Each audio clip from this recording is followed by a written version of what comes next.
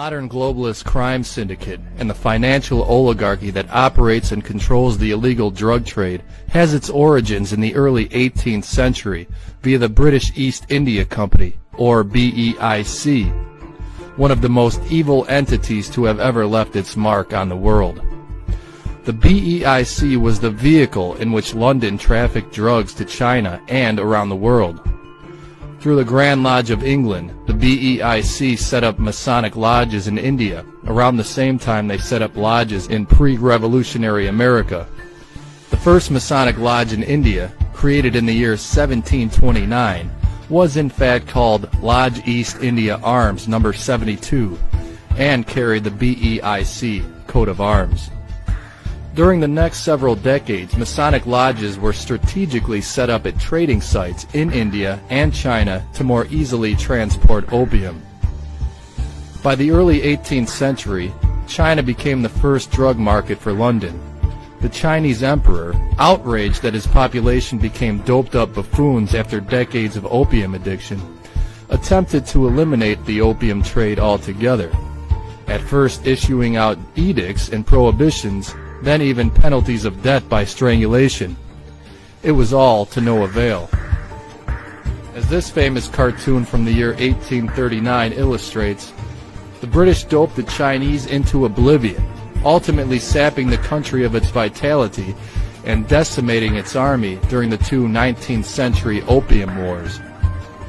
Out of the two opium wars, the Hong Kong Shanghai Bank Corporation, better known as HSBC, was formed in the year 1865. Opium traders operating through the British East India Company became the founding members of HSBC. HSBC became the clearinghouse for all financial transactions relating to the black market in opium and its heroin derivative, and became the central hub for drug trafficking. With the headquarters now located in London, the HSBC currently prints 75% of Hong Kong's currency. British Freemason Cecil Rhodes Standard Chartered Bank prints the rest. With the advent of HSBC, the British East India Company was no longer needed, as the bank became a more effective way of handling dirty money. The BEIC dissolved just 7 years after the foundation of HSBC. The relationship between Freemasonry and the British East India Company proved to be the mechanism in which the opium trade would be possible. Thus was established the beginning of the Masonic network and the illegal drug trade. The opium trade was set up through a triangular trade system between the British, India, and China during the 18th century. According to the Encyclopedia Britannica, Britain undertook the opium trade because of their chronic trade imbalance with China. There was a tremendous demand in Europe for Chinese tea and silks, but there was correspondingly little demand in China for Europe's manufactured goods and other trade items. The opium trade, which created a steady demand among Chinese addicts imported by the West, solved this chronic trade imbalance. In India, farmers produced the largest opium crop in the world. There were 3 main British stations for trade in India: Bengal, Madras, and Bombay. At least one Masonic lodge was strategically positioned at each site. Lodge No. 222 was established in Bengal in 1740. A Madras lodge was established in 1752, as was the Provincial Grand Lodge of Madras. In 1758, Lodge No. 234 was established in Bombay. From the 18th century to the 19th century, the British Masonic network grew tenfold in India. During the 1750s, the British East India Company took full control over opium-growing districts in India. Journalist Simon Deschamps explains, quote, "Masonry became so entrenched in trading that provincial Masonic lodges eventually resorted to bills of exchange as a means to convey the members' fees to the Grand Lodge of England from 1772 onward. Bills of exchange were the traditional means of payment for most trading transactions." Unquote. So how did these Masonic networks function? According to Builders of Empire by Jessica Harlan Jacobs, Masons gave out Masonic certificates which worked much like a foreign passport, Thus, through his certificate, a Mason can effectively travel the Masonic network wherever a lodge exists. Writing in the year 1867 under the auspices of a Grand Masonic Lodge, one Mason arrogantly explains how the Masonic network works. Quote, "Not only do we know no north, no south, no east, and no west, but we know no government save our own. To every government save that of Masonry, and to each and all alike, we are foreigners. And this form of government is neither pontifical, autocratic, monarchical, republican, democratic, nor despotic. It is a government per se, and that government is Masonic. We are a nation of men only bound to each other by Masonic ties as citizens of the world. And that world is the world of Masonry. Brethren to each other all the world over, foreigners to all the world beside." British Masonic lodges were established in India well into the 19th century to further British trading ambitions. Eastern Star Lodge No. 95 was opened in 1802 in the interest of the Honorable East India Company's Navy. As Deschamps continues, "Soon the Masons in India became adept at channeling information back to the motherland, acting as news dispatchers."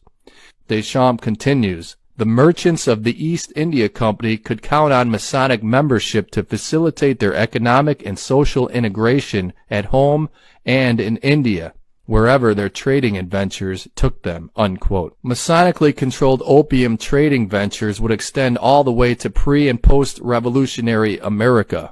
Now recall that the British planted lodges in India at the same time the British planted lodges in America. America soon found itself wrapped in British East India Company's trading scheme. And here's how. The BEIC received tea, spices, and silks from China in return for fabrics manufactured from cotton grown on the southern plantations in the newly colonized Americas. As ships sailed on the return from China, they dropped anchor off the coast of Africa to board captured blacks who they would sell as slaves to work the cotton fields on the east coast of America. During the 19th century, the Chinese emperor had enough of the opium traffic to the point he confiscated and burned 20,000 chests of opium in the year 1830. The only way now for London to profit off of opium was to win the right through war. According to author John Daniel, quote, "In preparation for the war, the BEIC opened in 1839 its first Masonic lodge at Basra, present-day southern Iraq, to function as a center for Great Britain's intelligence operations under the guise of Pan-Islamism. Over the next 3 decades, intelligence lodges were established at every port where the BEIC landed. These British Masonic outposts served to control the movement of drug traffic to the west." Unquote. The first Opium War started in the year 1839 and the second in 1856. Both were under the command of High Freemason Lord Palmerston. Lord Palmerston was considered at the time to be the High Patriarch of Freemasonry, mainly for his interactions with a multitude of underground revolutionary secret societies. From the authors of Dope Inc., quote, "Palmerston's irregulars employed in illegal dope trafficking, assassinations, and fifth-column subversions against the United States in the period before and during the Civil War are the linear ancestors of what is now called organized crime. The Chinese Triads, the Order of Zion, and its American spin-off, the B'nai B'rith, Young Italy, whose Sicilian law enforcement arm became known as the Mafia, the Jesuit order based in decaying Habsburg Austria, Mikhail Bakunin's bomb-throwing anarchist gangs, and nearly every other inhabitant of Britain's political netherworld followed a chain of command that led through the Scottish Rite of Freemasonry directly to Lord Palmerston and his successors." Unquote. The legacy of British Freemasonic treachery against the Union survived intact, including the B'nai B'rith.